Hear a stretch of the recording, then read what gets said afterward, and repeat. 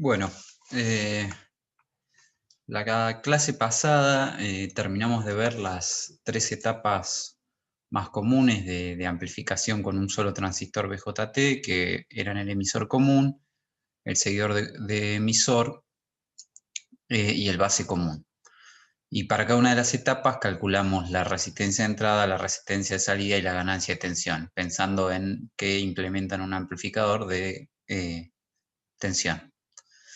La idea de la clase de hoy es empezar o ver un resumen del comportamiento en frecuencia de un amplificador hecho con BJT. En particular vamos a estudiar la topología emisor común para entender cómo analizarlo, ¿no? Básicamente hasta ahora ignoramos o asumimos que las junturas colector base y base emisor no tenían capacidades y tampoco incluimos en el análisis las capacidades de acople y desacople de señal, como son en esta imagen el C1, el C2, el capacitor de emisor que poníamos para aumentar la ganancia del amplificador. Básicamente, hasta ahora, entonces, lo que estuvimos suponiendo, si uno piensa en la respuesta en frecuencia, es que estábamos trabajando en un rango de frecuencias entre una frecuencia inferior, FL, y una frecuencia superior, FH, es decir, lo que uno llamaría frecuencias medias, o bueno, midband en inglés, donde todas las capacidades fueron despreciadas, ¿no? Es decir, estas las consideramos corto hasta ahora, estas tres, porque suponemos que esas capacidades, la impedancia que presentaban ya era muy baja para la señal, a partir de FL, donde estábamos nosotros. Y también, bueno, y supusimos abierta, es decir, que las capacidades de alta frecuencia, que están asociadas a la juntura interna del transistor, en principio, si no hay ninguna otra externa, que estaban abiertas, ¿no? Entonces, básicamente, hasta ahora trabajamos a frecuencias medias, y lo que vamos a hacer ahora en la clase de hoy es, bueno, al menos quiero poder o diseñar estas tres capacidades dada una FL o calcular cuál es esa FL dada las capacidades, ¿no? Y con la FH lo mismo, es decir, conociendo las capacidades internas o alguna capacidad que se haya agregado externamente para limitar el ancho de banda de frecuencia superior del amplificador, poder determinar cuál es ese ancho de banda. La ganancia de tensión de la que hablamos, para la topología, por ejemplo, emisor común, nos referíamos a esta, ¿no? A ganancia a frecuencias medias. Por supuesto que fuera de esa banda, la ganancia entre la fuente de tensión y la carga, digamos, va a caer por efecto de esas capacidades. Así que la clase de hoy básicamente va a estar dedicada a eso. Un par de parámetros que usualmente se definen son, uno, el ancho de banda del amplificador, que básicamente es la diferencia entre la frecuencia superior y la frecuencia inferior, y a veces se trabaja con una magnitud que se conoce como producto ganancia por ancho de banda, que es básicamente justamente eso, ¿no? El ancho de banda por la ganancia a frecuencias medias, por el módulo de la ganancia si tuviera signo. Bien, empecemos por la parte de la FH, la respuesta en alta frecuencia. Básicamente, no lo dijimos hasta ahora, pero obviamente el dispositivo físico, que es el transistor, tiene capacidades. Usualmente las denominamos capacidades parásitas, porque uno no las pone a propósito, pero están, ¿no? Básicamente, en cualquier lugar del dispositivo que ante una variación de tensión haya una variación de carga, digamos, donde esté esa relación variación de carga, variación de tensión, implícitamente hay una capacidad en juego, ¿no? Yo voy a mencionar dos, es decir, vamos a poner en nuestro modelo de pequeña señal, en el que teníamos la resistencia, el modelo híbrido RPI, el GM por BB, la fuente controlada, el R0, le vamos a sumar una capacidad a la juntura base emisor y una capacidad a la juntura base colector. Básicamente esas capacidades, en principio, las vamos también a considerar como capacidades lineales, si bien en el dispositivo, obviamente esas capacidades no son lineales, pero la idea es que en un entorno del punto de operación también uno puede aproximarlas linealmente, ¿no? Entonces, solo, digamos, de forma descriptiva, por ejemplo, la capacidad de la juntura base-emisor, que acuérdense está en directa, la podemos dividir en dos capacidades, esta CPI, una que llamamos CB y otra CJE.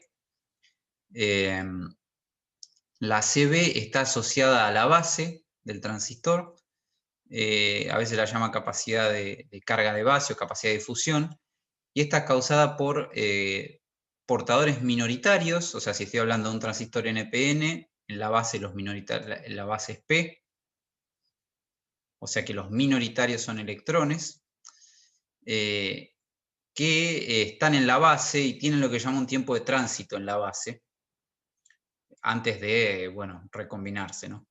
Y eso tiene una cierta dependencia con la tensión y en definitiva uno puede modelar esa capacidad de la base y depende, como les mencionaba antes, entre otras cosas, además de ese tiempo, del punto de polarización, ¿no? De la corriente de colector.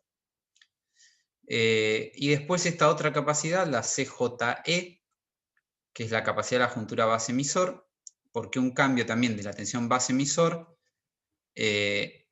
cambia la región, la carga almacenada en esa región de vaciamiento del emisor, ¿no? O sea, si bien está en directa, bueno, cuando uno empieza a aplicar una tensión base-emisor, va variando esa carga de la región de vaciamiento y ese es el otro componente de esta capacidad que modela una capacidad entre base y emisor.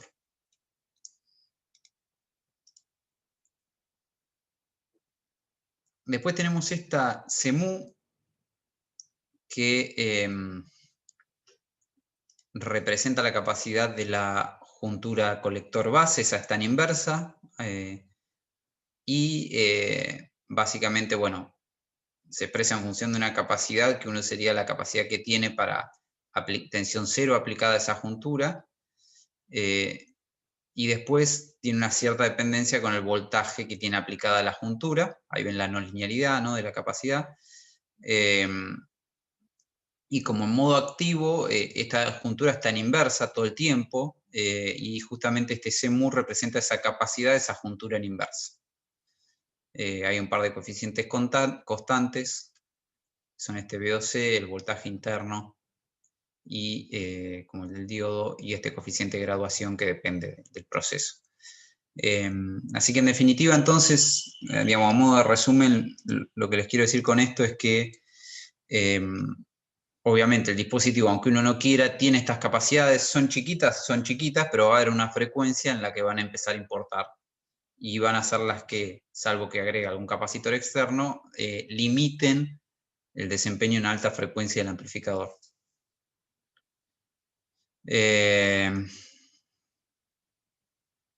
Entonces, ¿cómo encontramos la frecuencia de corte superior? Entonces, lo que vamos a, acuérdense, el circuito real es el que está acá arriba, ¿no?, el que estamos analizando.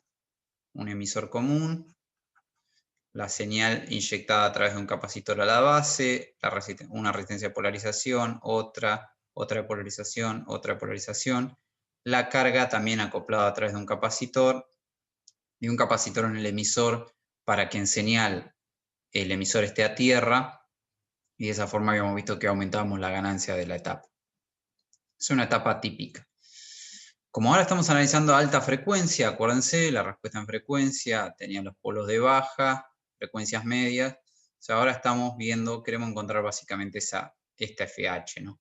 Entonces, obviamente, todas las capacidades de acople, como son las C1, C2 y la capacidad de emisor, representan una impedancia muy baja, ¿no? O sea que a esas las vamos a ignorar.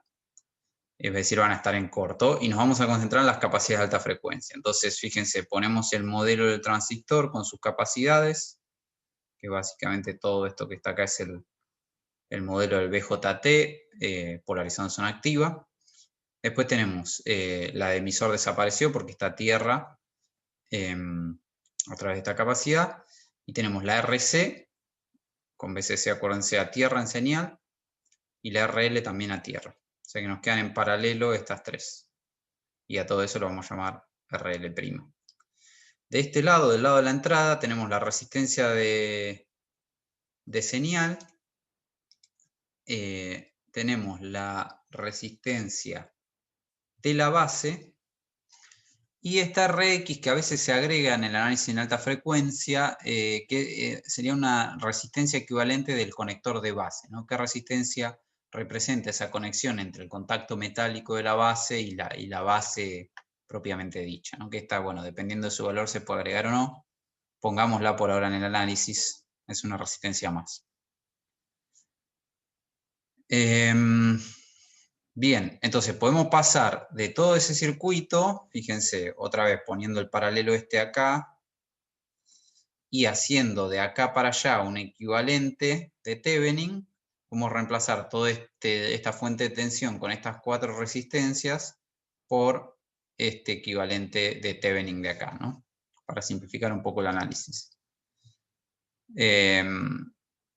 Donde la resistencia obviamente de Thevenin va a ser el paralelo. Pongo en corto la fuente, me quedan estas dos en paralelo, en serie con esta, en paralelo con esta, que es lo que está dicho acá. Y la fuente de tensión la pueden calcular también, se fijan cuál es la tensión en este punto a circuito abierto. Así que ese es el equivalente de Thevenin de la entrada. Entonces ahora lo llevamos a un circuito más sencillo para analizar. Y si se acuerdan, nosotros vimos en el capítulo 2 de análisis de introducción a los amplificadores, qué pasaba cuando uno tenía en su amplificador una capacidad conectada básicamente entre un punto de la entrada y un punto de la salida. ¿Está bien? Y vamos a repetir un poco ese análisis para este caso, ¿no? Básicamente, si uno puede calcular la función transferencia de esto, tampoco es muy complicado, y va a resultar en una función transferencia de segundo orden. Uno puede encontrar los polos, ve cuál es el que domina, dónde es la ubicación de esos polos, y obtiene la respuesta, la FH, es decir, dónde corta este amplificador en alta frecuencia. Vamos a dar un pasito más, porque nuestro objetivo, digamos, además de obtener la función transferencia exacta, que lo podríamos hacer, y ustedes ya lo saben hacer, o sea que lo pueden hacer si quieren, el objetivo también es tratar de revelar un poco qué limita al amplificador de emisor común. Acuérdense que estamos trabajando con el emisor común en alta frecuencia. Es decir, ¿qué me domina? ¿Esta capacidad? ¿Esta? ¿Por qué? Entonces lo que vamos a hacer, básicamente, es aplicar Miller, que ya lo vimos, lo voy a repetir ahora, que es tratar de obtener un circuito aproximado a este circuito, en donde esta capacidad, la capacidad que conecta entrada con salida, vamos a mapear como una capacidad equivalente a la entrada y otra capacidad equivalente a la salida. De esa forma nos van a quedar dos circuitos desacoplados, solo acoplados por la fuente controlada, mejor dicho, y ese circuito va a ser mucho más fácil de analizar. Como les dije la otra vez, esto es una aproximación, pero en ciertas condiciones es útil y válida. Entonces, el capacitor de la salida, el que se refleja la salida, si se acuerdan, no se amplifica por Miller, nos quedaba igual, a eso deberíamos llegar ahora, y sí se amplificaba por la ganancia el que se refleja la entrada, y a eso llamamos efecto Miller. Es decir, básicamente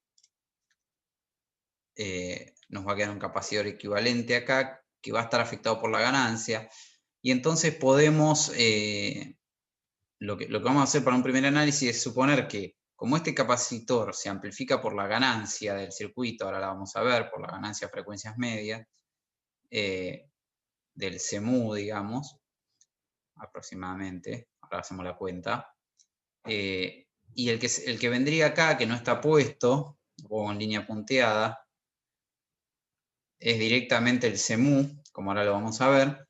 Bueno, digo, seguramente este me va a dominar, como me queda en paralelo con este y encima se amplifica, seguramente este capacitor es el más grande y seguramente me domine la respuesta en frecuencia. Entonces, por ahora a este digamos, lo despreciamos, nos olvidamos de ese. Después vemos si eso es válido o no, o en qué condiciones, mejor dicho. Bueno, recordemos cómo era esto de Miller, ¿no? Y para eso tenemos que pensar lo siguiente, lo que nosotros estamos haciendo, vuelvo a graficar acá la respuesta en frecuencia, en baja por ahora no nos interesa, en alta, ¿no? Básicamente para aplicar Miller lo que tenemos que pensar es que estamos trabajando por acá. Queremos encontrar esta FH y estamos trabajando por acá. De acá para la izquierda, estas capacidades las hubiéramos considerado abiertas, como que no estaban. ¿Está bien? Y ahora justo en este punto empiezan a tener efecto. Eso uno lo puede pensar como que la impedancia que presentan, es decir, la Z que presenta el capacitor CMU y la Z que presenta el capacitor CPi a la frecuencia, llamémosle omega C igual a 2pi por la frecuencia de corte, es grande, ¿no? Porque antes las consideré, una frecuencia, un delta de frecuencia antes las estaba considerando que eran tan grandes que las consideraba infinitas, abiertas. Bueno, en este punto no las voy a considerar abiertas, pero voy a suponer que son grandes. Grandes con respecto a las otras impedancias del circuito, ¿no? Como esta resistencia, en este caso RL, como esta resistencia acá de la entrada. Y ese es el truco, entre comillas, o la aproximación de Miller, que es básicamente esta que estamos diciendo acá. Lo que estamos diciendo es que en un entorno de la frecuencia FH, esta corriente, que viene por acá, es mucho más grande que esta que va por la impedancia del capacitor, que es muy grande esta impedancia. Como decimos eso, entonces automáticamente, cuando uno plantea este nodo, podemos decir que esta corriente que circula por RL, o sea, la corriente esta de salida, llamémosla I0, la puedo aproximar por Gm por Bpi. ¿Está bien? Porque esta de acá es mucho más chica, y mu es mucho más chica que la corriente de la fuente controlada, entonces la puedo aproximar por eso y automáticamente puedo escribir una expresión para la tensión de salida. Esa es la aproximación que uno está haciendo en definitiva cuando hace Miller, ¿no? Si calculamos ahora sí esa, digamos, suponiendo que la tensión de salida entonces está dominada por esta corriente, podemos calcular la corriente IMU como la tensión sobre el capacitor dividido la impedancia del capacitor. Y la tensión sobre el capacitor es justamente la tensión Bpi, que es la tensión de este punto. ¿Está bien? A esta la llamamos Bpi. Y la tensión de salida B0 que acabamos de calcular. O sea, esta es la tensión sobre el capacitor. Dividido 1 sobre SC, el SC me pasa arriba y me aparece acá. Reemplazo el B0 por esta aproximación que acabamos de hacer y tengo esa expresión para la corriente en el capacitor CMU. Ahora, si se acuerdan, bueno, de acá puedo sacar factor común Bpi, ¿lo ven? Entonces lo saco afuera acá. Y si se acuerdan, Gm por RL es justamente la ganancia, del emisor común cuando tengo resistencia de emisor cero en señal, que es lo que tenemos en este caso, a frecuencias medias, ¿no? Así que esta es la ganancia Gm por la resistencia del emisor común. Y todo esto que está acá, el CMU por 1 más Gm por RL, o sea, por la ganancia, es el C equivalente, ¿está bien? O sea, que esa es la capacidad que se me refleja a la entrada. ¿Eso por qué? Porque llegué básicamente, fíjense, llegué a una expresión de...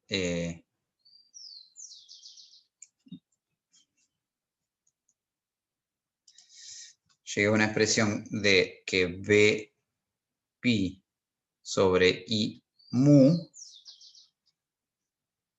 me queda igual a 1 sobre SC equivalente.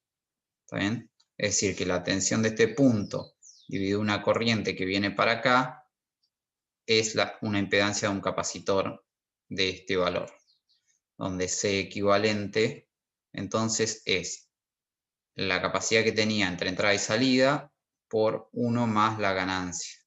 Y acuérdense que esto es un número mucho mayor que 1. De hecho, podía ser del orden de 200, por ejemplo. Y este es el efecto Miller de amplificación de la capacidad, ¿no? Así que, entonces, con esta aproximación de Miller podemos reemplazar ese circuito de arriba por este de abajo, ¿no? Y otra vez, estamos despreciando, uno podía hacer, ¿no? Digamos, la cuenta completa yo ya la hice, podía, como les decía, podía mostrar que acá en realidad aparece otro capacitor de valor CMU que no se amplifica, y que por ahora lo estamos ignorando, digamos, pero está. Y ahora con este circuito, acá es donde nos facilita la vida la aproximación, tenemos separado esta parte de esta parte, digamos, solo conectado por la fuente controlada. Pero no perdamos vista nuestro objetivo, calcular el FH. Entonces, calcular el FH de este circuito es mucho más fácil. ¿Por qué? Porque ahora me quedó solamente un capacitor acá, ¿no? El paralelo de estas dos cosas. Entonces, esto ahora es un circuito de primer orden. Por eso no es que es igual al anterior, es una aproximación. Y en este circuito de primer orden, me queda una función de transferencia de primer orden. Y si la hacen, es muy fácil de hacer, se van a dar cuenta que básicamente lo que les queda es que la capacidad esta con la resistencia esta determina la frecuencia de corte. ¿Está bien? No tengo que hacer ninguna cuenta, es bien fácil. Es esta capacidad con esta resistencia, esa constante de tiempo es la del polo, y es esta frecuencia que está acá, 1 sobre 2pi por la capacidad por la resistencia. La resistencia, acuérdense que era un equivalente de Thevenin que venía de hacer esta cuenta, y la capacidad nos quedó el paralelo, o sea, la suma de las capacidades. Se pide el modelo por la C equivalente, y la C equivalente es la amplificada por Miller. Entonces, el resumen de todo esto. Quiero saber la frecuencia de corte superior del amplificador. Ok, bajo la capacidad, vuelvo un poquito para atrás, bajo la capacidad base colector a la entrada amplificada por Miller, sumo las capacidades y me fijo cuál es la resistencia que ve ese capacitor en la entrada, y eso me da la frecuencia de corte, ¿no? Y ahí es donde está lo potente de esta aproximación, ¿no? Sin resolver ningún circuito, si uno conoce esa capacidad que está entre entrada y salida, entre base y colector. Acuérdense que la entrada del emisor común es en la base, la salida en el colector. Voy a volver de nuevo un poquito para atrás. Acá, ¿no? Básicamente acuérdense que en esta topología de amplificador estamos teniendo la entrada de señal en la base y la salida en el colector. Y el CMU que estamos viendo es una capacidad interna, la dibujo acá, pero es interna al transistor, que está acá entre la entrada y la salida. Y esa uno la baja por la ganancia a la entrada, se fija acá resistencia B en la entrada, en el modelo de señal, y eso me da la frecuencia de corte. Esta puede ser la CMU, o podría ser, como ahora les voy a mostrar en una simulación, una capacidad, llamémosla C0, que pongo yo, por ejemplo, para cortar el ancho de banda del amplificador. No quiero que mi amplificador gane hasta la frecuencia que delimita internamente, sino que, por ejemplo, quiero yo que corte una determinada frecuencia, me va a convenir poner una capacidad ahí, porque se va a ver amplificada por Miller, ¿no? Bien. Así que eso respecto a la frecuencia de corte superior. Y antes de pasar a ver la frecuencia de corte inferior, quería mostrarles una simulación.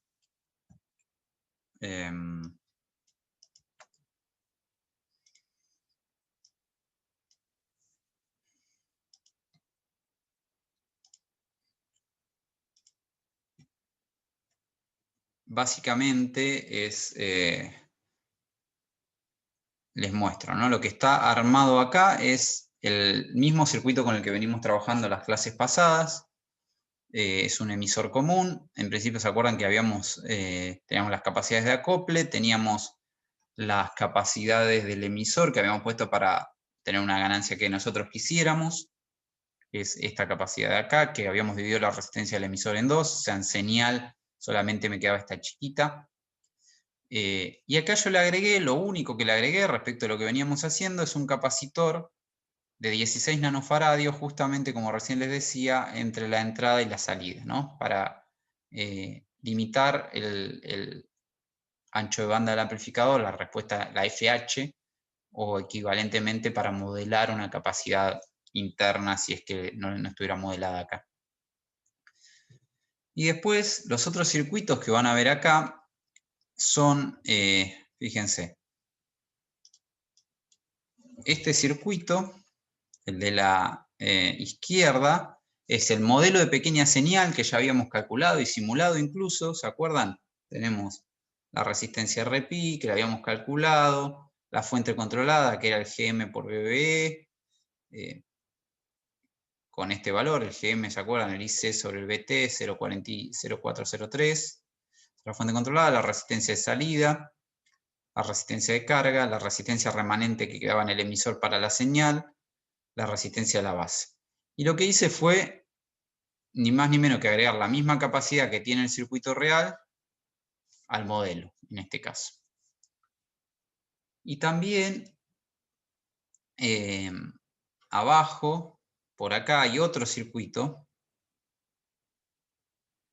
En este otro de acá, básicamente, le voy a hacer zoom para ver ese ahora, lo que hice fue, apliqué Miller, ¿no? Es decir, puse, fíjense, una capacidad, este circuito, si no me acuerdo mal, ganaba cerca de 20, que esos 16 nano están amplificados acá por Miller, que es esta capacidad, y también reflejé, aunque no lo hicimos en el análisis teórico recién, reflejé la otra capacidad de Miller, que no se amplifica, mejor dicho, que es directamente la capacidad que estaba acá, entre entrada y salida, mapeada a la salida.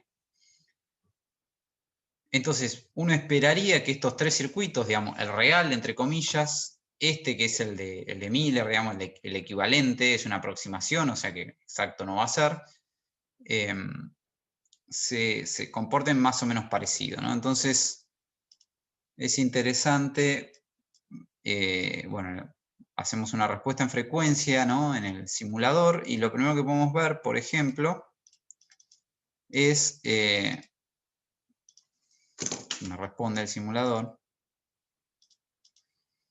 podemos ver, por ejemplo, si yo me paro en este punto, debería ser el cociente con la entrada, ¿no? La función transferencia, así que tendríamos que hacer la tensión en el nodo 6, que es la, perdón, la de salida es la 5, dividido la 6, que es la entrada. Entonces puedo hacer eso, ¿está bien? Dijimos la 5, esa sería la función transferencia real, entre comillas, del circuito, ¿no? Entonces fíjense, la ganancia a frecuencias medias está en dB, 24 dB, debería coincidir con la ganancia con la que nosotros trabajamos, es acerca de 20, creo que era para este circuito, si no me acuerdo mal. Después para abajo cae, eso lo vamos a ver después, eso tiene que ver con las otras capacidades. Y para arriba, en un momento cae también, ¿no? Y esa frecuencia, si uno la busca, es la FH que estamos tratando de aproximar con estos otros modelos, ¿no? Fíjense, acá pueden ver que tenemos 24.9 dB a frecuencias medias, me paro a frecuencias medias, y me fijo donde cae 3 dB, o sea que debería ser 22.9, ¿no? Perdón, 21.9. Entonces vengo, me corro, ahí me pasé, ahí más o menos, ¿no? Cerca de 22 kHz más o menos uno podría decir que está la frecuencia de corte superior. Y esa es la que estamos tratando de ver. Si yo me paro ahora en la salida de este circuito, tengo que hacer también en el modelo, ¿no? En el modelo, pero sin aplicar Miller, tengo que hacer el cociente entre B3 y B2. Entonces vamos a graficar eso, B3 y B2. a sacar de encima ahora este para que no haya tanta cosa. Ese es el modelo, pero vemos que la caída es muy similar, ¿no? Es decir, está modelando bien esa parte. Hay una diferencia a frecuencias medias. Eso en parte tiene que ver con que fíjense que el modelo no tiene las capacidades de baja y un poco afectan la ganancia porque quedó corto frecuencias medias, digamos. Fíjense que es una década nomás. No están suficientemente separados, digamos, entonces un poco afectan la ganancia en frecuencias medias. Pero más allá de eso,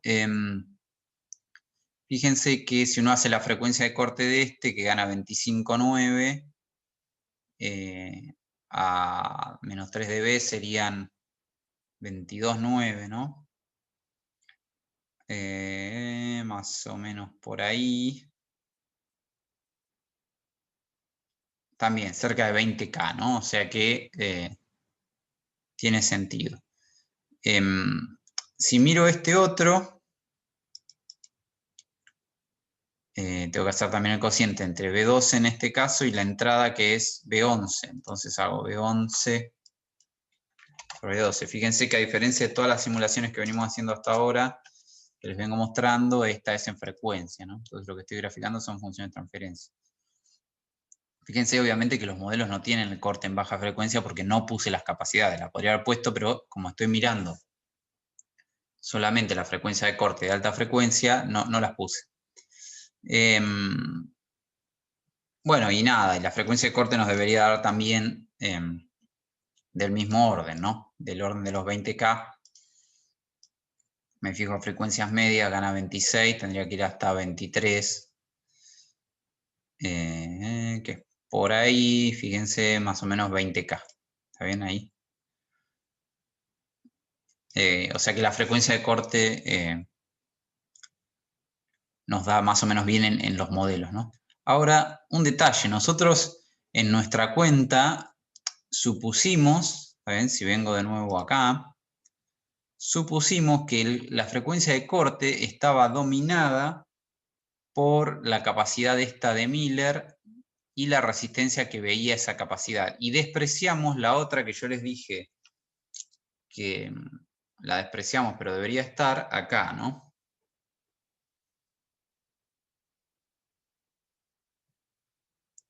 Y en esta cuenta que hicimos acá, asumimos que dominaba esta.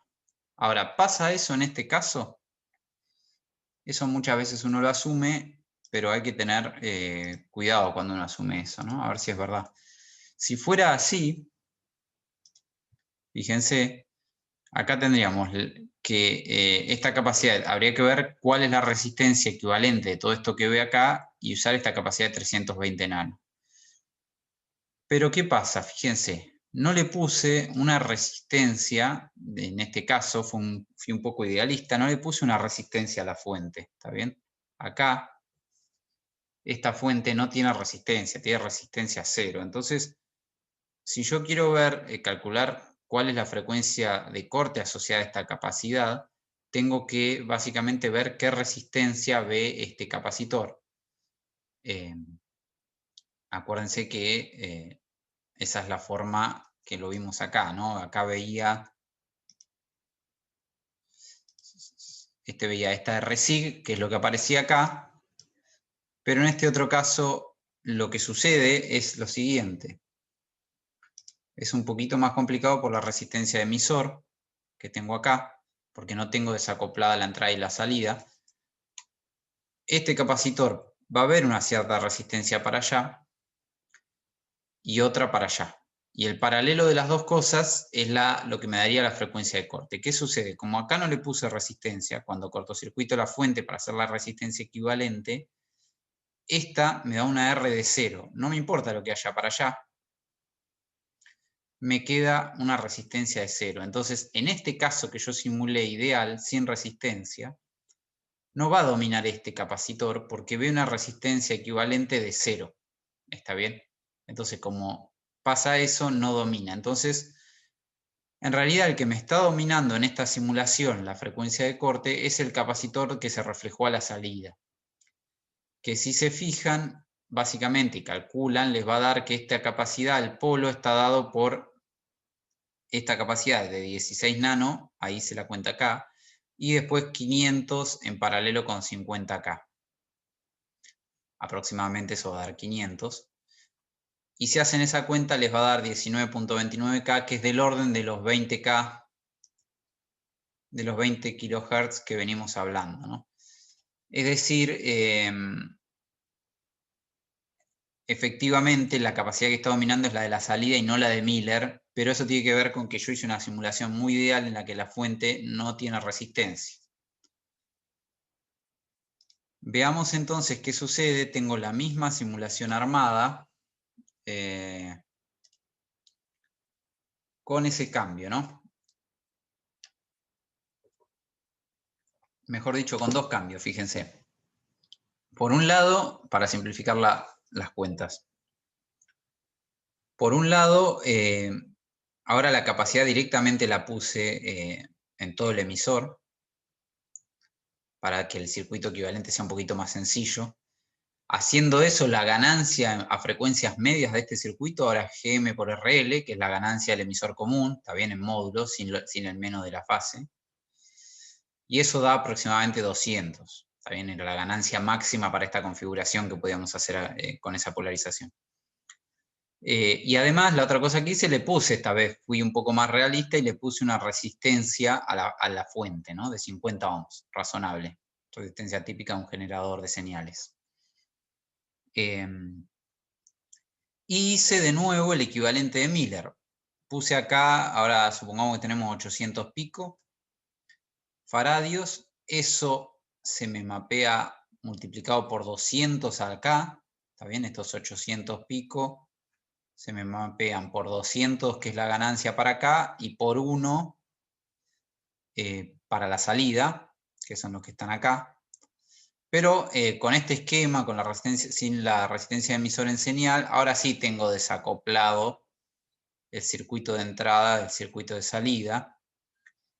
Y ahora esta ya no ve 0 ohms, porque cuando yo cortocircuito esta fuente, la resistencia equivalente me queda ahora esta en paralelo con esta, y eso en paralelo con esto. O sea que en definitiva, cuando hago 5K en paralelo con 500, en paralelo con 50, me termina quedando aproximadamente una R equivalente de 50 ohms, ¿no? Para hacer una cuenta aproximada. Y si ahora sí hago la cuenta de cuál es la frecuencia de corte, si ahora sí asumo que domina Miller, es decir, que domina ese capacitor, y ahora me da, es 1 sobre 2pi por la resistencia, que son 50 ohms, por los, esto está mal, ¿no? Los 200 ya están multiplicados, así que por la capacidad equivalente de Miller, que es 0,16, y me da 20K, ¿está bien? Y ahora vamos a ver que esa es efectivamente, déjenme borrar esto así no queda el error,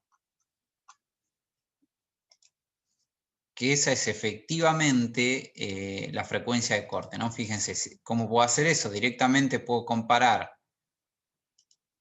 esta que es la real con esta de Miller, y fíjense cómo efectivamente en un entorno de la frecuencia de corte, la real con el modelo aproximado además por Miller, o sea, tengo la aproximación lineal típica de los modelos más la aproximación de Miller, pero en un entorno de la frecuencia de corte, las dos respuestas en frecuencia se parecen.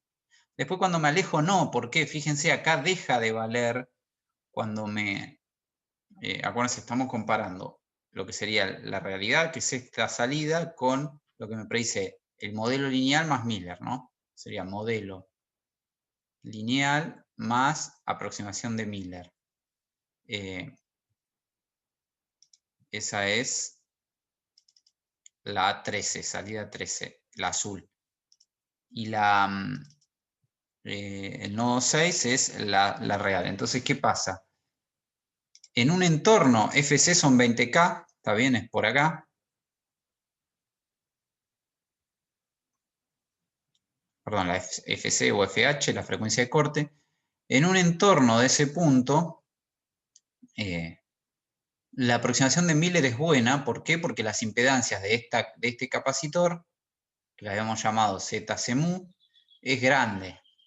Pero a medida que me muevo a alta frecuencia, esa aproximación deja de ser válida y entonces se despegan estas dos curvas, ¿no? La real de módulo y el módulo de la aproximación de Miller se despegan y dejan de ser válida, porque Miller no es válida, pero a mí me sirvió porque yo quería que fuera válida en un entorno de FH para poder sacar la FH, ¿no? Para eso hago Miller, para poder sacar la frecuencia de corte. Así que bueno, esa es un poco la idea de este análisis usando Miller, repito, para el emisor común en alta frecuencia. Retomemos entonces la respuesta en frecuencia, pero ahora en baja. Entonces ahora, básicamente, nos movemos en frecuencia. Acabamos de ver, acuérdense que la respuesta en frecuencia era así, tipo pasabanda. Acabamos de ver qué pasaba con la FH, ahora queremos ver qué pasa con la FL, es decir, vamos a estar trabajando por acá para ver qué pasa con esta FL. A esa frecuencia, todas las capacidades de alta frecuencia están abiertas, no están. Pero sí van a estar todas estas que siempre consideramos un corto hasta ahora. La C1, la C2 y la CE.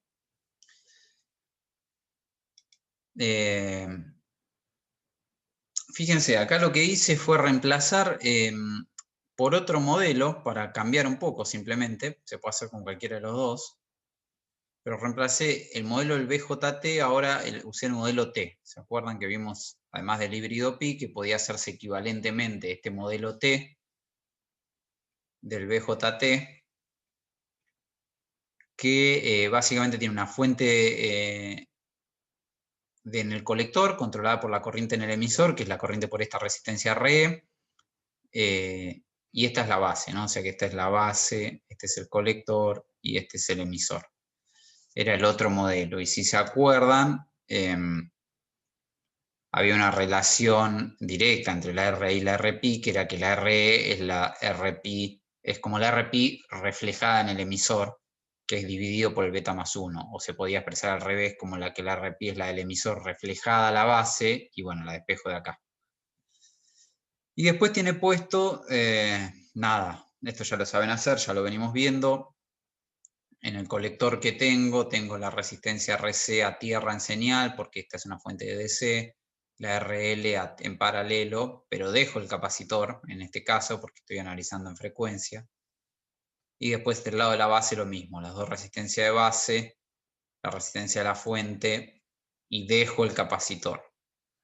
Y en el emisor tengo la resistencia de emisor, que hasta ahora lo hubiéramos cortocircuitado por esta capacidad, pero ahora, como estamos justamente analizando la respuesta en baja frecuencia, la dejamos. Entonces, otra vez, tendríamos todo este modelo para obtener la respuesta en frecuencia, ¿no? Opción 1, obtener la respuesta en frecuencia completa. Tampoco es imposible, ¿no? Son 3 capacidades. Se puede hacer y se puede obtener la respuesta en frecuencia completa. Eso lo que va a tener es, como les decía antes, voy a tener una expresión para los polos, donde va a estar todo mezclado básicamente, ¿no? Las resistencias, el parámetro alfa, me va a quedar una respuesta en frecuencia correcta, pero con cierta complejidad en el sentido de no brindarme una noción útil para determinar, bueno, cómo calculo las capacidades. ¿Cómo diseño esto? ¿Cómo pongo estas capacidades? O si me dan las capacidades, ¿cómo calculo la FL? ¿No? Entonces lo que vamos a hacer es, un poco yo lo vine haciendo, pero ahora lo voy a formalizar, digamos, es usar un método que se llama las constantes de tiempo de cortocircuito, ¿no? Que es básicamente una aproximación también, así como la de Miller es una aproximación, esta es otra, que es básicamente, bueno, hagamos cero las señales de entrada, es decir, la fuente de tensión la cortocircuito, si tengo una fuente de corriente la abro, ¿no? Las fuentes independientes. Y considero cada capacitor uno por vez. Y el resto asumo que tiene un valor infinito, o sea que están en corto, ¿está bien? O sea, voy a aproximar y voy a dejar un capacitor por vez, digamos, esa es la idea. Después voy a ver qué resistencia ve ese capacitor. ¿Está bien? Tendría que poner una fuente de prueba Bx donde está el capacitor y ver cuál es la resistencia equivalente que ve ese capacitor. Y calculo después la frecuencia de corte como una combinación de esas frecuencias que calculé para cada capacidad. Esto es una aproximación, sería válido si los polos de esos asociados a cada una de estas capacidades están todos separados, por ejemplo una década entre ellos, entonces nada, ahí tendría un poco más de validez, pero como aproximación funciona, ¿no? Entonces, a ver, ¿cómo es que se aplica este método? Empezamos por esta capacidad. Y las otras las cortocircuitamos, como que no están. Hagamos de cuenta que ahí solo actúa ese polo. Entonces, y ahora me tengo que fijar qué resistencia ve esta capacidad. La voy a llamar a esa resistencia RCS1. Para eso tendría que sacar la capacidad y poner una fuente de prueba Bx acá, cortocircuitar esta de acá, y ver qué resistencia ve desde estos dos bornes, ¿no? ¿Qué resistencia ve esa capacidad? Lo vamos a hacer por inspección sobre el circuito. Entonces, si hago corto esto acá, obviamente de este lado veo directamente esta resistencia a tierra, que es lo que está puesto acá. ¿Qué ve para allá? Bueno, acuérdense que esto lo cortocircuité, o sea que este punto está a tierra ahora, o sea que esta no está. Este también lo cortocircuité, o sea que acá tengo el paralelo de estas dos cosas. Esto por ahí se ve mejor con el modelo, en lugar de usar este modelo T, si hubiera usado el híbrido pi, pero básicamente si hacen eso o si plantean este nodo de corriente, van a ver que para allá lo que termino viendo es RE sobre beta más 1. Y básicamente, vuelvo un poquito para atrás, eso es, perdón, RE, esta relación, ¿no? RE por beta más 1, lo escribí mal. Y eso es RPi, es decir, en definitiva, lo que ve este circuito para allá, si lo hacen, eso que yo les dije, o si reemplazan el modelo T, en lugar de T usan el modelo pi, el híbrido pi, les va a quedar que para allá ven RPi. ¿Está bien? Y entonces ahora, una vez que tengo eso, lo que termina viendo este capacitor es el paralelo de estas dos en serie con esta, ¿no? Es decir, la resistencia que se ven desde estos dos bornes es esta en serie con el paralelo de estas dos cosas. Eso cierra la malla y es esto que está acá. Listo, lo guardo. Acuérdense de esto. Esa es la resistencia que ve esta capacidad.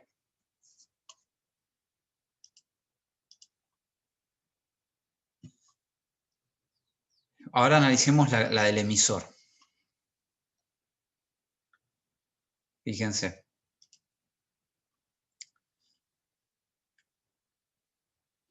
Acuérdense cómo es. Este lo cortocircuito, este lo cortocircuito, la fuente la cortocircuito. Entonces me queda el paralelo de estas dos cosas y esta también me queda en paralelo. Es decir, me queda esta para allá. Termino viendo la resistencia del generador de señales en paralelo con RB, donde RB es el paralelo de estas dos. Esto es RB. Después tiene, obviamente, esta, si estoy viendo, acuérdense, estoy poniendo una señal acá de prueba Bx, básicamente, y estoy viendo qué resistencia veo para allá, ¿no? Cuando saco la capacidad. Entonces, obviamente, ve RE mayúscula, RE minúscula, y otra vez, si hacen la cuenta, toda esta resistencia que está en la base, cuando yo la quiero ver respecto al emisor, por este factor que aparece acá, 1 menos alfa de la corriente emisor, es como si la mapeo en serie con esta RE, pero afectada por el factor beta del transistor. ¿Está bien? Dividido el beta más 1. Nada, eso sale también planteando este nodo. Pero en definitiva, termino viendo esta resistencia desde acá, ¿no? Bien. Si hacen eso, entonces les queda, fíjense, esta en serie con esta, que está en paralelo con esta. Y eso es lo que está puesto acá. Estas dos en paralelo, en serie con, perdón, esta, toda esta, que es esta de acá, en serie con la RE, que es esta de acá, y la suma de todo eso en paralelo con esta. Bien, nos queda para seguir aplicando este método, ver la última, que es la capacidad C2. Esa es la más fácil de todas en este caso. ¿Por qué? Porque ahora, como yo hago un corto acá,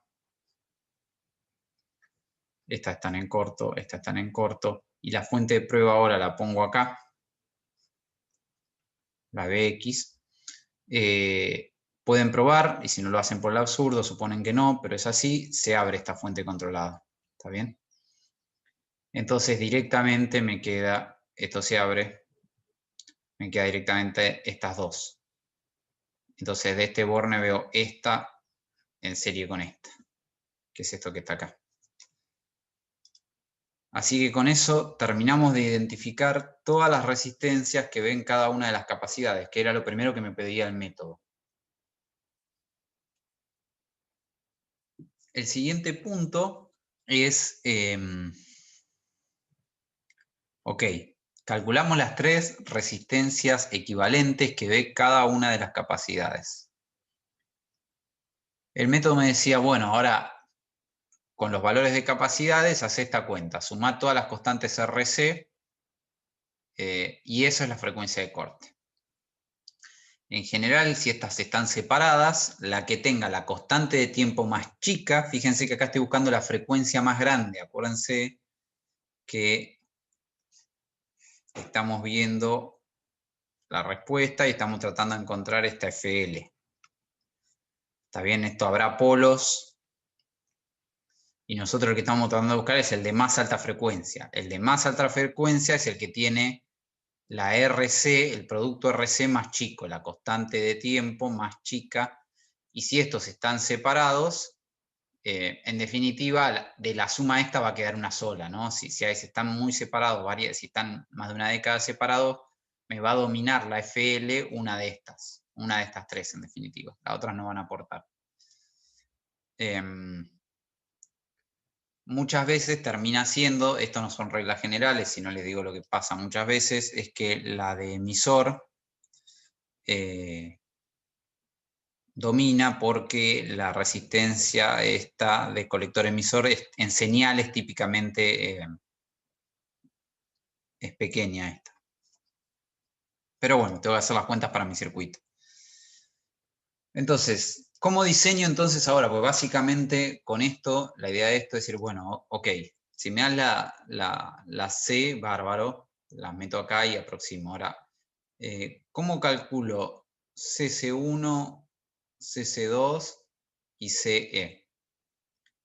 Dada una FL, ¿no? Me dan FL y quiero calcular tres capacidades. No hay una sola forma.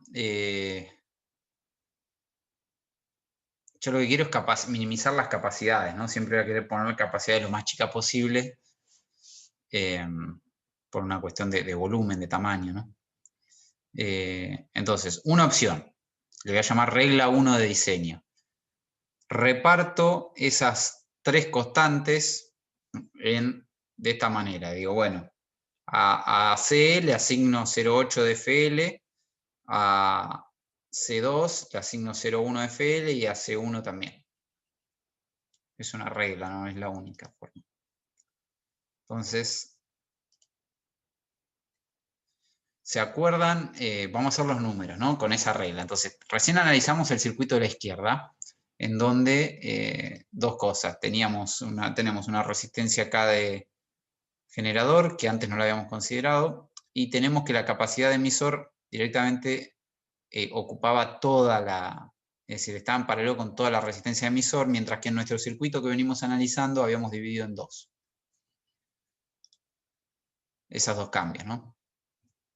Con esos dos cambios es que nosotros hicimos todas las cuentas. Teníamos la polarización que valía esto, teníamos la resistencia de emisor 1 que valía 22 ohm, la de emisor 2, un beta de 200 y una RPI que habíamos calculado para el punto de polarización de 500 ohms, 116 ohms, lo que me da una RE por la relación dividido beta más 1 de 2.5 ohms si quiero usar el modelo T.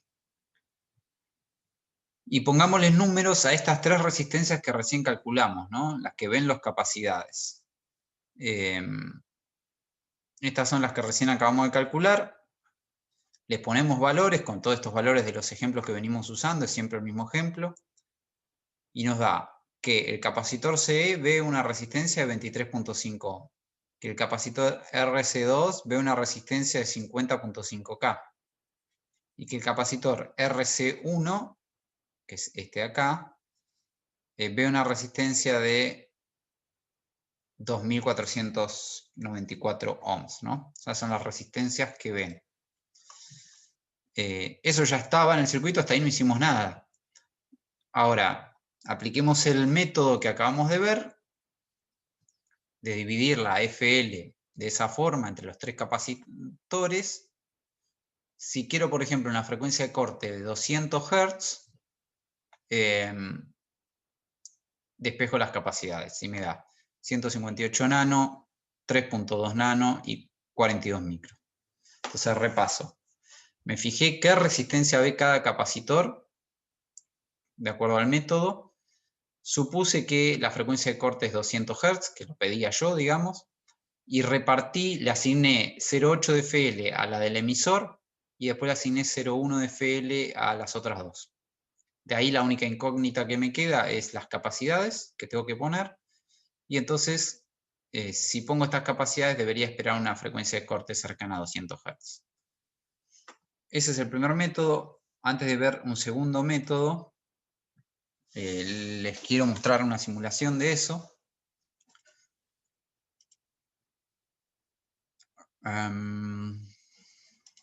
Que es esto de acá. Básicamente lo mismo. Tenemos el circuito completo, el emisor común, y acá en la izquierda tenemos el modelo, en donde además ahora en lugar de cortocircuitar las capacidades de baja, las dejo.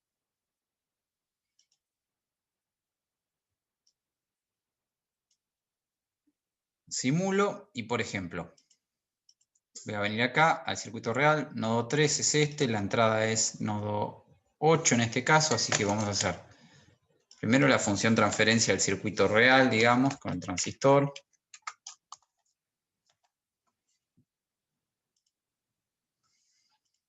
Esto. Y fíjense,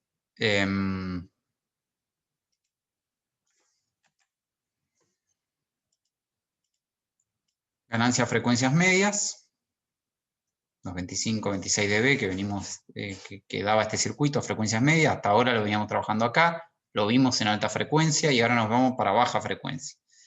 25.8, 24, 23, 22.8 más o menos. Me voy, si ven ahí con el cursor. Me voy a 22.8 más o menos por ahí. Y me da una frecuencia de corte de 174 Hz, cercana a los 200. Hay una pequeña diferencia, que no es mucha, eso tiene que ver con la aproximación. Este método de las constantes de cortocircuito es aproximado, como les dije.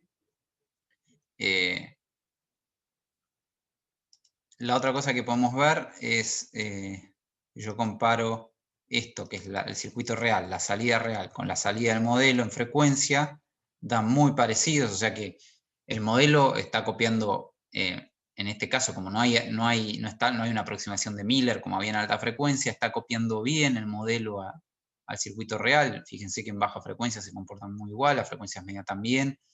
Obviamente en alta frecuencia el modelo no tiene las capacidades puestas.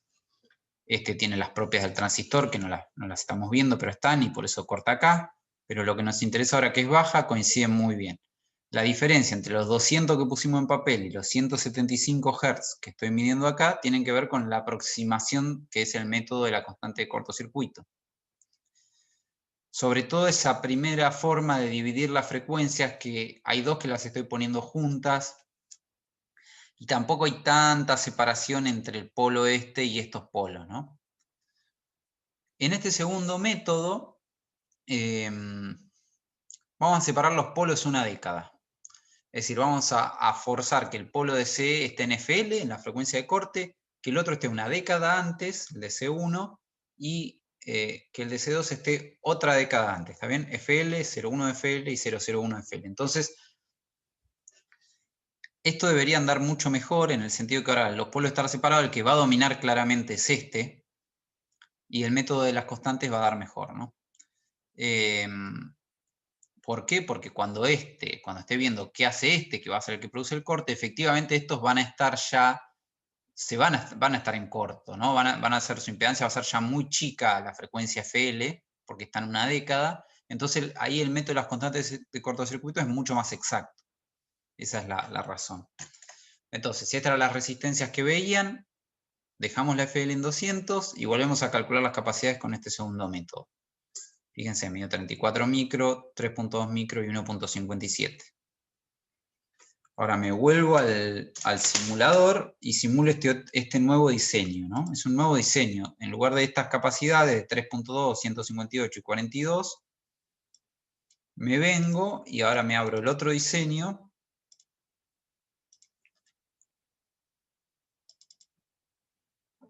¿En dónde están? Ahora ven la de 34, la de 1.57 y esta creo que va igual a 3.2. Y ahora simulo nuevamente este nuevo diseño de capacidades. Bueno, comparo este real con el otro, otra vez me dan iguales, eso no cambió. La diferencia es que ahora, cuando me fijo, fíjense, puedo ver cualquiera, puedo ver el modelo, puedo ver la realidad, porque en baja frecuencia se comportan igual. Así que vamos a hacer una cosa, vamos a graficar, no sé, el real, supongamos. Tenemos el nodo de salida es 3, el de entrada es el 8. Así que hago 3 dividido 8. Esa es la función transferencia del circuito con el transistor. Y ahora me quiero fijar la frecuencia de corte en este caso, a ver si es un poco más parecida al cálculo de teórico. Y en este caso, fíjense, otra vez, 25.8, 24, 23, 22.8. Me tengo que ir a buscar 22.8 de amplitud de B, 22.8, por ahí.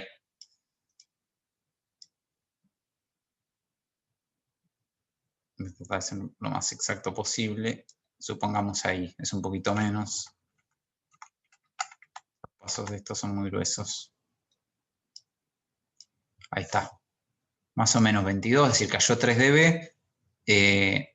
Y la frecuencia está un poco más cerca, ¿no? 205 Hz, lo cual es más razonable, es decir, que la frecuencia de corte del circuito real de baja frecuencia, que es este de acá con el transistor, se parece muchísimo más a la que calculamos o a la que nos daría el método de las constantes de cortocircuito. Eso es porque separamos los polos, es decir, le asignamos a este que era el dominante un orden de magnitud de diferencia con las otras. Bien. Eso respecto de la frecuencia entonces baja y alta del transistor para un emisor común. Hay un parámetro que van a encontrar en las hojas de datos, que ahora se los voy a mostrar en una hoja de datos, del transistor asociado a su respuesta alta, la FH depende de la topología, en este caso emisor común, del circuito, pero hay un parámetro que es un número, en principio, es una curva, pero normalmente se especifica como un número que es FT, del transistor que figura en las hojas de datos, que es independiente de eso, entre comillas, se lo llama frecuencia de transición o ancho de banda de ganancia unitaria. ¿Qué es eso? Básicamente se define así. Es la frecuencia a la cual la ganancia de corriente de pequeña señal, ¿no? De alterna, en cortocircuito, es decir, cuando la carga RL la hago un corto, la hago cero, en una configuración de emisor común, cuando la ganancia me da 1. A ver, ¿cómo es eso?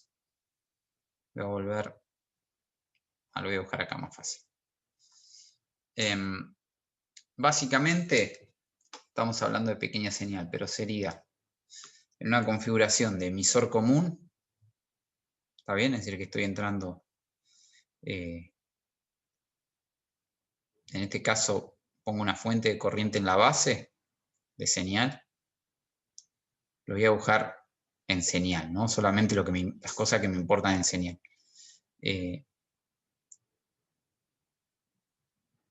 La carga la hago un corto, ¿está bien? El colector, estoy haciendo algo medio híbrido, ¿no? Es decir, estoy dibujando el transistor, pero estoy pensando en el circuito de señal.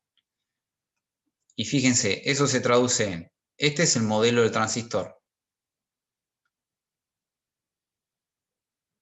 Todo esto es modelo del transistor. Esta es la base, que en señal ahora, en lugar de poner una fuente de tensión, le pongo una fuente de corriente de señal. Y a la salida, que es el colector, le hago un corto. ¿Está bien? Y este es el emisor que está a tierra, ¿no? Si uno arma esa configuración y se fija la ganancia esta de corriente de colector a corriente de base, al obtener esa función transferencia, corriente de colector sobre corriente de base, es decir, pasa una función transferencia IC en el dominio de Laplace dividido IB en el dominio de Laplace. Cuando el módulo de esto sea 1, de acá voy a despejar una frecuencia omega t, y en definitiva pues por 2pi me va a dar una ft. Esa frecuencia es la que normalmente me especifican en la hoja de datos, que se llama frecuencia de transición o de ancho de banda de ganancia unitaria.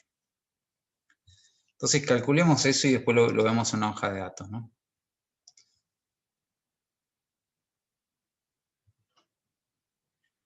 Tenemos que calcular esa función transferencia, nada más. Fíjense. Hago este nodo primero. Tenemos la corriente de base, tenemos la corriente del capacitor, la corriente de la resistencia y la corriente esta que se va para allá. O sea que esta entra al nodo, vamos a suponer que esta sale y que esta sale. Entonces fíjense. Este punto, como está en corto la salida, está a tierra. ¿Está bien? O sea que esto es tierra, esto es cero. O sea que la corriente, bueno, por este capacitor es directamente la tensión en este punto, que la llamamos BBE, dividido la impedancia del capacitor. Por esta lo mismo, la tensión en este punto dividido la resistencia. Y por esta lo mismo, porque este punto está a cero, entonces me queda la tensión BBE dividido S por C mu. Eso es el nodo de entrada. De acá podemos despejar la tensión de este punto en función de la corriente. Fíjense que nos vamos acercando a lo que queremos porque la tensión BBE es la que controla la fuente controlada. Y además, ¿cuánta corriente va a venir por R0? 0 porque esta resistencia, la tensión que tiene aplicada entre sus bornes es 0. O sea que toda la corriente de la fuente controlada va a circular por el corto y esa es la corriente de colector, ¿no?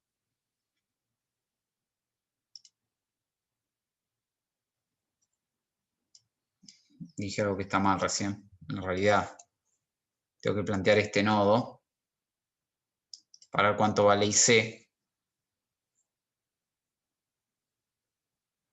Tengo que plantear este nodo. Esta sí es 0. Pero al nodo tengo esta que entra, esta que sale, esta que entra. Si plantean ese nodo de salida y reemplazan la corriente del capacitor, por lo que ya habíamos calculado por acá. Tenemos la corriente de salida.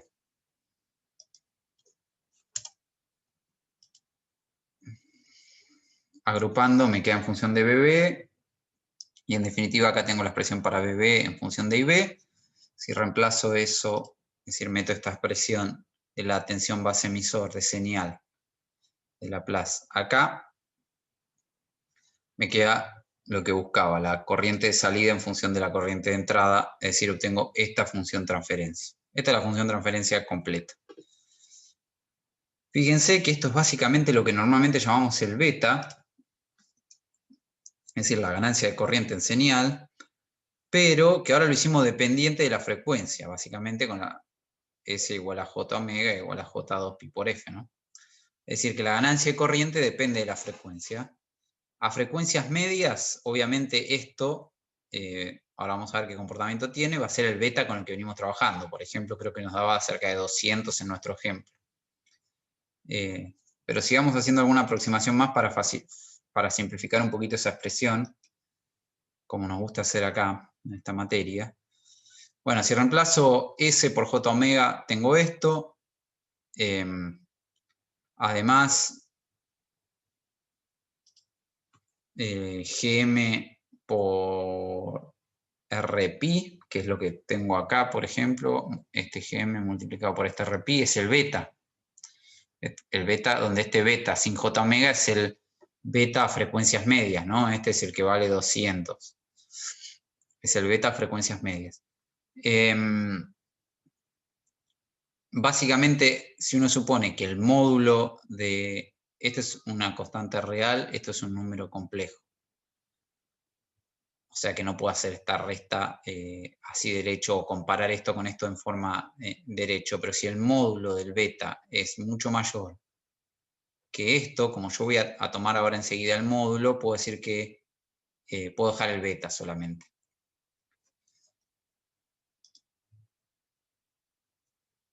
Y en definitiva, todo eso para llegar a esta expresión. Que nos quede beta sobre 1 más j omega beta. Es una función de transferencia de primer orden con un polo, es decir, una función tipo pasabajo, ¿no? De primer orden. Esto va a tener una... En frecuencia va a tener el módulo del beta, va a valer beta, es decir, los 200, por ejemplo, va a tener un polo a una frecuencia, por ejemplo, omega c, y a partir de ahí cae.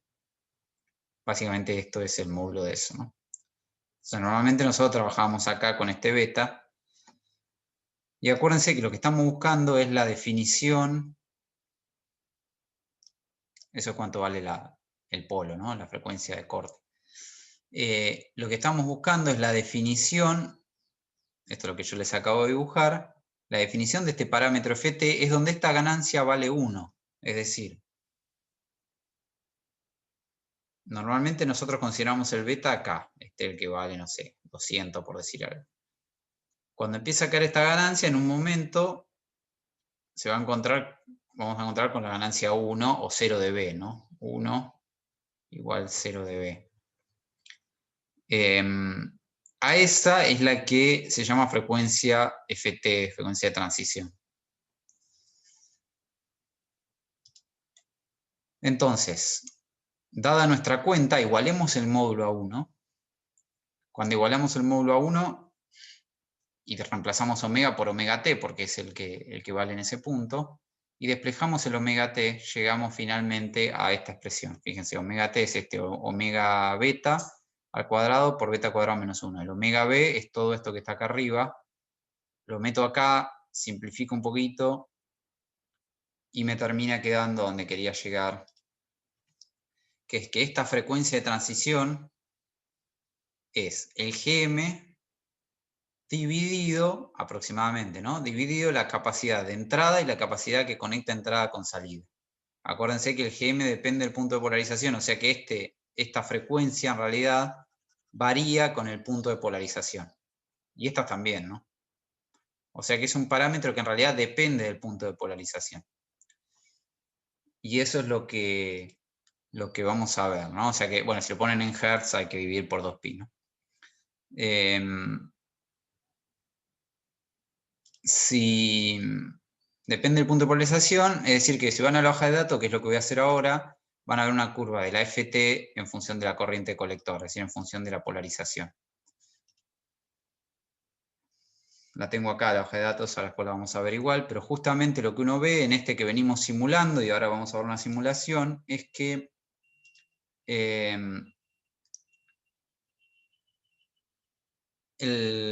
fíjense que lo llaman FT, producto ganancia por ancho de banda. ¿Por qué? Porque como la ganancia es 1, uno puede pensar que está multiplicando 1 por la FT, por eso, ¿no? Fíjense que tiene esta forma, ¿está bien? Por ejemplo, nosotros estamos trabajando con polarizaciones por acá, un poquito más de 10 mA, o sea que tenemos que esperar ahora en la simulación un FT de cerca de 300. Fíjense que 300 MHz. Fíjense que esto, que es lo que especifica acá para 20 mA, ¿no? Por ejemplo.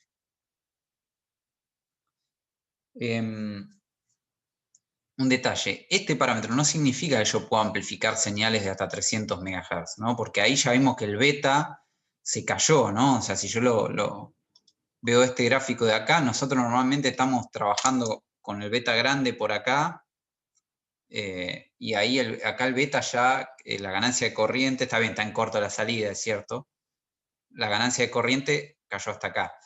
Pero es un parámetro que se usa para comparar, es una figura de mérito, ¿no? Como se llama, es que se usa para comparar dispositivos, ¿está bien? Si yo tengo dos dispositivos y tengo el FT, pues ya, bueno, este tiene más ancho de banda que el otro, ¿está bien? Es un número o una curva que me sirve para eso, como figura de mérito y para poder comparar. Con esto, con esta definición terminamos el capítulo. Lo que voy a hacer es, les voy a mostrar en el simulador, vamos a tratar de ver si podemos reproducir esa situación en el simulador y ver qué beta nos da ese transistor de la hoja de datos que venimos usando, ¿no? Entonces,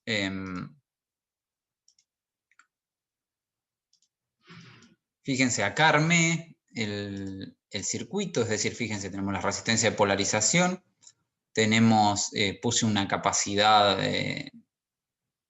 para sacar la resistencia del emisor, la capacidad de acople y en corto, fíjense acá, está en corto la capacidad esta con tierra. Entonces en señal el colector está a tierra, ¿no? Y lo que queremos ver es el módulo de la respuesta en frecuencia entre la corriente de colector y la corriente de base. ¿Está bien? Entonces, veamos esa función transferencia. La función transferencia es de corriente.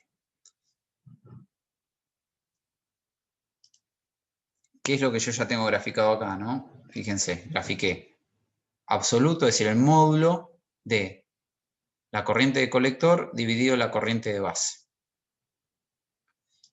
Si me voy acá a frecuencias medias, tengo un valor de 45.7 dB, casi 46. Si hacen la cuenta, 20 log 10, lo que tengo anotado por acá, ¿no? 20 log 10 de 200, que es lo que vale el beta, la ganancia de corriente que normalmente usamos para este circuito cuando teníamos, cuando lo simulamos antes.